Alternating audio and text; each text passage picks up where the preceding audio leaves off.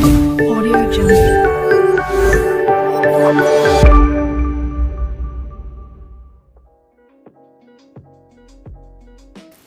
Hey you guys, welcome back to my channel. There's a secret to you. Please subscribe my channel.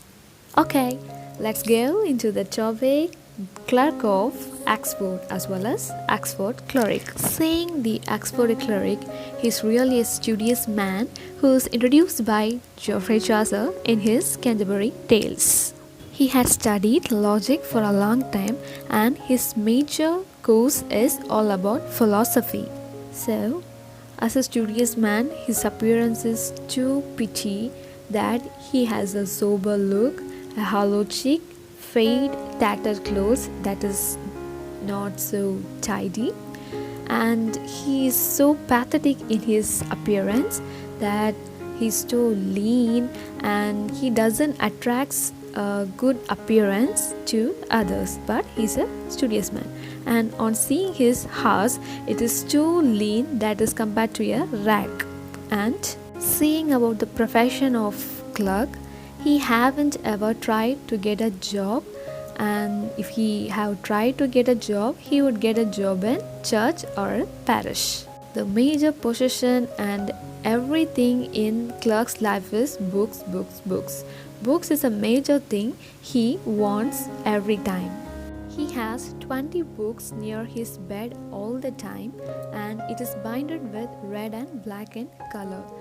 Aristotle's philosophy books are his most favorite ones. In his life, he haven't have any wealth, gold, or any assets except books. Books is his major assets. He spends his money in buying or getting books.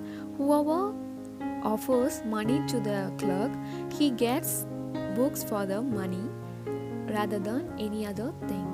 And also, besides, he prays for the person secretly who have had paid him the money. Seeing his character and gestures, he speaks very less. He never talks any foul talks. He only talks about noble persons, books, and everything regarding studies. He talks in a noble way, polite and lively talk. He either teaches or learns. So these are the two major things that take part in the life of clerk. And he never utters waste words to others. He just keeps himself thinking, learning and teaching. So these are the three major things that surrounds in the life of clerk. And he seeks for knowledge all over the places, especially towards noble men. He never argues or fights with any people uselessly. He just talks less, giving a short words that gives many meanings which are hidden in his words. Now let's enter into the tale of clerk narrator in the Pilgrim to Canterbury Tales. The host in the Pilgrim asks Clerk of Oxford to narrate his story. The Clerk of Oxford sits quietly, and he's really a shy person. He won't open his mouth for silly things. So, as everyone entered their story, Clerk starts his story and narrates in the Canterbury Tales. He narrates a story which he learned from a clerk named Francis Petrarch, who is dead and nailed into his coffin. Then he praises Petrarch for giving him such a great story which is high in style, rhetoric and poetry.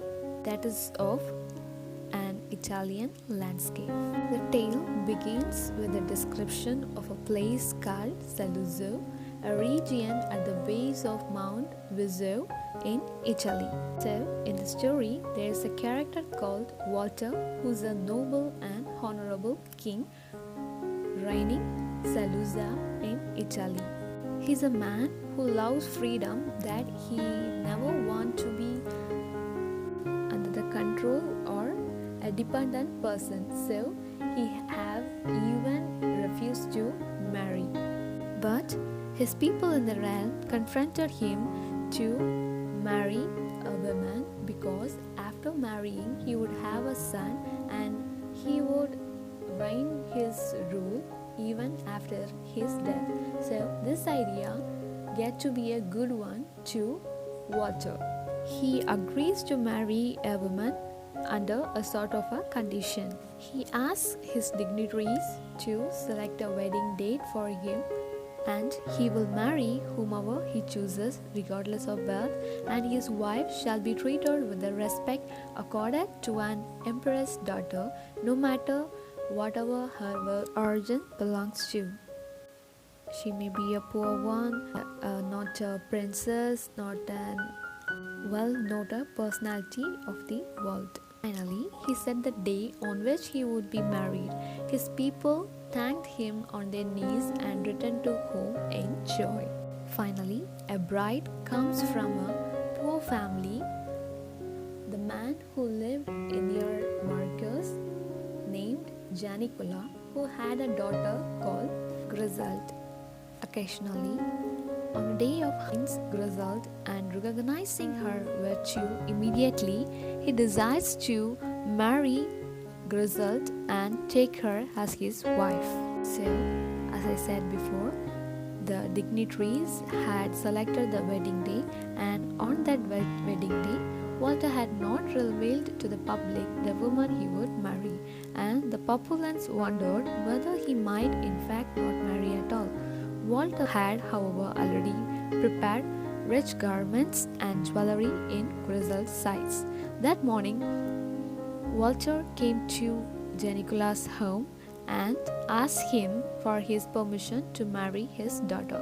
Janicula was so astonished, he turned red and could not speak, but did manage eventually to assent to the marriage. Then Walter goes into the room of Griselda and asks her hand for marriage. So, without any disappointments, she offers herself for the wedding. As soon as the servants of Walter took Griselda and dressed her all in new expensive clothes for the wedding, she appeared as if she had been born as nobility, not from her actual humble origin. Her became renowned throughout Saluzzo and in many other reigns, for she was exceptionally a perfect wife. The people in the Saluzza blessed heartedly, and they entered in their marriage life. Soon after their marriage, Griselda was pregnant with a daughter, and as the daughter born to the couple, now the condition of Walter came out. Whatever he says or does anything to Griselda, she should bear it, though it may cause pain to herself. So, using this opportunity, he departs the daughter from the mother and brutally says that he wants to kill his own daughter. And in this dilemma, Griselda remains silent, worries inside her heart, but never shows it out to Walter. As Walter has ordered, his people came inside and took away the daughter and departed her from her mother. But the truth is remained hidden that Walter had not killed his daughter, rather he gave his daughter to his sister, who is the wife of the Earl of Panago in Bologna. After Griselda's daughter departed from her, Griselda never spoke of her daughter, not ever mentioned her name to Walter. 4 years passed, and Griselda now had a child, a boy, and when he was 2 years old, same test towards Griselda.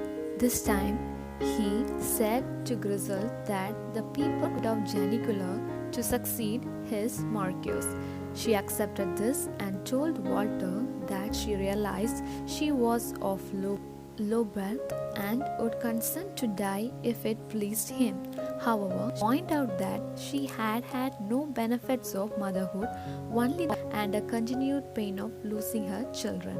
The same surrogate came to take away her son, and Griselda kissed her child goodbye. Walter keeps on testing his wife Griselda, and finally he kept the last test that he organized the courtroom to send a counterfeit papal bull with the wife. Upon hearing this, Griselda remained steadfast. However, the Marquess had written a secret letter to Bologna ordering the Earl of Panago to return home his children with huge pomp and circumstance, but without telling these whose children they were. Indeed, the Earl was to pretend that the daughter was to marry the Marquess himself.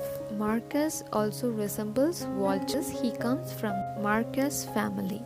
Griselda is sent back to her father's house. She is so disappointed on hearing this, and she went to her father's house. How she came from there, like wearing a poor cloth as she belongs to. The people in Saluzza also followed Griselda, weeping for her bad fortune. But Griselda herself did not shed a tear, and as her father ran out to cover her with his old coat. The narrator at the end of this part compares the suffering Griselda has endured to that of the biblical Job. The Countess of Panago arrived at Saluzza with the two children. Walter sent a message to Griselda that he would be married soon and wished for Griselda to plan the ceremony. Griselda still waited patiently, the beautiful bride who is to be the wife of Walter. As the party sat down to dinner, Walter called Griselda into the hall. When he introduced Griselda to his new wife, she pleaded with him not to treat the new wife as unkindly he did to her. But all of the sudden, Walter claimed that she had always been his wife. Griselda stood astonished, like someone who had woken from a sleep. Walter then revealed to her that the actual fate of her was her two children. The supposed new wife was actually Griselda's daughter. Griselda fell down in a swoon and on waking called her children to her, where she kissed them and held them so tightly that they could not tear the children from her arms. Finally, the ladies took her into her chamber and took her out of her poor clothing, replacing it with a cloth of gold that brightened shone. And finally, the marriage ended with Walter and Griselda. The two lived happily ever after, and the son succeeded his father after his father's death and was kind in marriage. The story, the clerk that continues, is not told so that wives should follow Griselda's example in humility. Everyone can find one or two Griselda in the present society, but also he contends that every wife should not be like Griselda, hearing the every words of their husbands and obey them poorly. And also advises to not be like Walter, testing their wives' humility and patience. Here our story ends. So this is the tale narrated by Clerk in the Canterbury Tales, narrated by Geoffrey Chaucer. Hey dears, thank you so much guys for watching my video. So here is the end, and see you in next video. I'm signing off. Guys, stay tuned and love you all.